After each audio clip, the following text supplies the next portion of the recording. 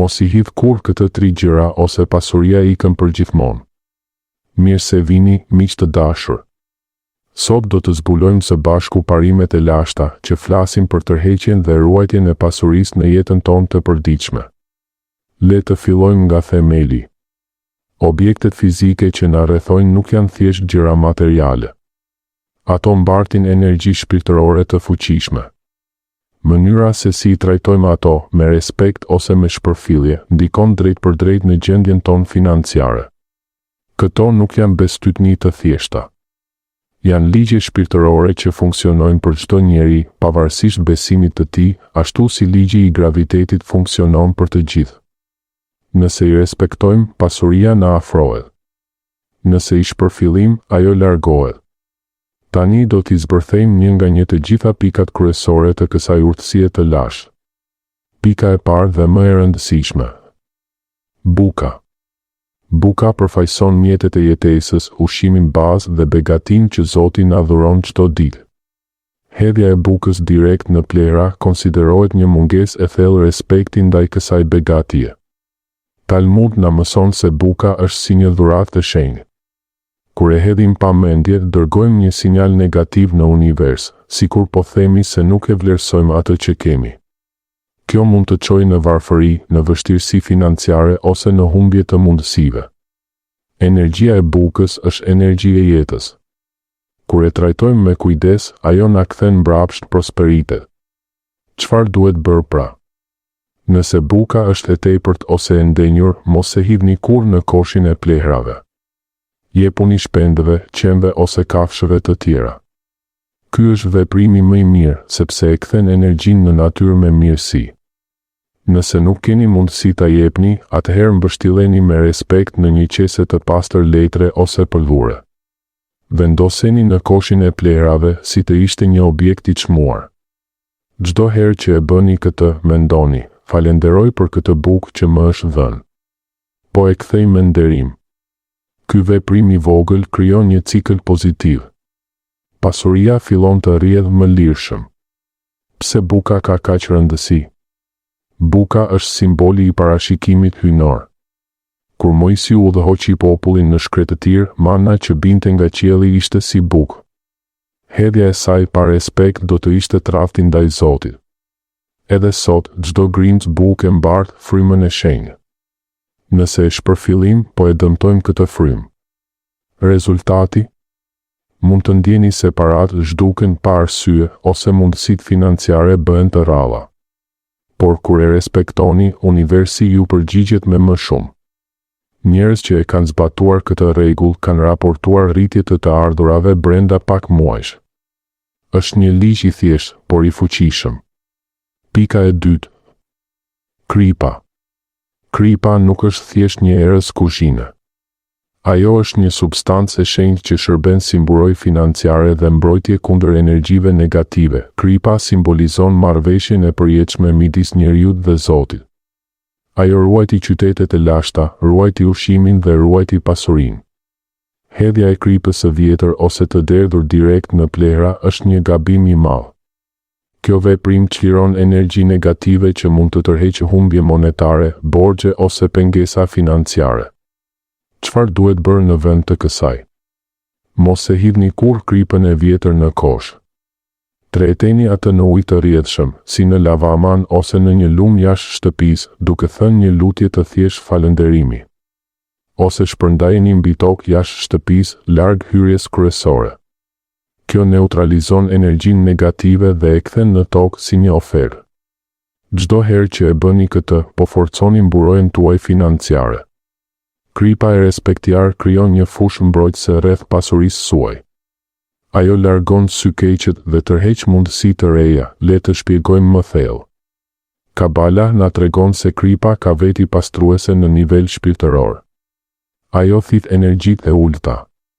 Kur e hidhni pa kujdes, ato energji kthehen kundër jush. Por kur e trajtoni siç duhet, kripa bëhet aleate juaj. Mendoni për historitë e lashta. Në Bibël, Lotit i tha gruas së tij të mos kthehej, por ajo u kthye dhe u bë shtyllë kripe, një paralajmërim për të mos e shpërdorur këtë forcë. Sot, njerëzit që mbajnë një enë të vogël me krip në shtëpi dhe e ndërrojnë me respekt, shohin se parat qëndrojnë më gjatë dhe borxhet zhduken më shpejt. Pika e tretë. Monedat dhe parat e vjetra. Edhe moneda më e vogël, si 100 dark, mbart energjinë e vlerës dhe të përpjekjes njerëzore. Hedhja e parave, qoftë moneda apo kartëmoneda të dëmtuara, në plera i dërgon një sinjal shumë negativ universit. Është si të thuash, nuk e dua pasurinë. Talmud e quan këtë një fyrje ndaj shefa rrjedhës së bollkut. Kabala shpjegon se paraja është energji e pastër. Kur e trajtoni me nderim, ajo shumë fishohet. Kur e hidhni, ajo largohet. Çfarë duhet bërë? Mblidhni të gjitha monedat e vogla dhe parat e vjetra në një enë të veçantë, një vazo, tas ose kuti të bukur që e vendosni në një vend të nderuar në shtëpi. Mos i hidhni kurrë. Kjo enë bëhet një ankor për pasurinë. Çdo herë që shtoni një monedhë të re, thoni me zë, po e mirëpres pasurinë me nderim. Ky veprim krijon një magnet financiar. Njerëzit që e kanë bërë këtë për muaj të tërë kanë parë rritje të papritur të ardhurave, gjetje të parave të humbura ose mundësi biznesi të reja. Çdo monedhë ka një shkëndi hyjnore. Kur e ruani, po e ndizni atë shkëndi. Gabimi më i madh është të mendoni se është vetëm 100 dark. Jo. Çdo 100 dark është fillimi i një pasurie më të madhe. Përveç këtyre 3 objekteve kryesore, Rabini jep edhe këshilla të tjera shumë të rëndësishme. E para është qëllimi i pastër. Çdo veprim që bëni, qoftë me bukën, kripën apo monedat, duhet të bëhet me qëllim të pastër. Nëse e bëni nga lakmia, praktika dështon. Por kur e bëni me bujari dhe falënderim, ajo funksionon si magji. Kavana është qelësi. Mendoni me zemër, po e bëj këtë për të nderuar bollëkun që kam dhe që do të vi. Këshilla e dytë është konsistenca. Këto veprime nuk janë për një javë ose një muaj. Duhet të bëhen pjesë e rutinës ditore. Çdo ditë, pa përjashtim. Vetëm kështu energjia ndryshon përgjithmonë. Një herë në javë nuk mjafton. Konsistenca është ajo që e bën ligjin shpirtëror të punojë si një orë saktë. Këshilla e tretë është koha më e mirë, mëngjesi. Herët në mëngjes, përpara se të fillojnë shpërndimet e ditës, është momenti ideal për të vendosur synimet financiare. Në atë orë, mendja është e pastër, energjia është e re. Uluni për 5 minuta, merrni enën me monedha, prekeni kripën ose bukën e freskët dhe thoni synimet tuaja me zë të ulët. Kjo e programon ditën për sukses financiar. Le të përmbledhim gjithçka që tham sot me një rrjedhë të qartë. Fillimisht, kuptoni se objektet fizike kanë energji. Pastaj, respektoni bukën duke e dhënë ose mbështjell me kujdes. Respektoni kripën duke e tretur në ujë ose shpërndar jashtë. Respektoni parat duke i mbledhur në një enë të veçantë.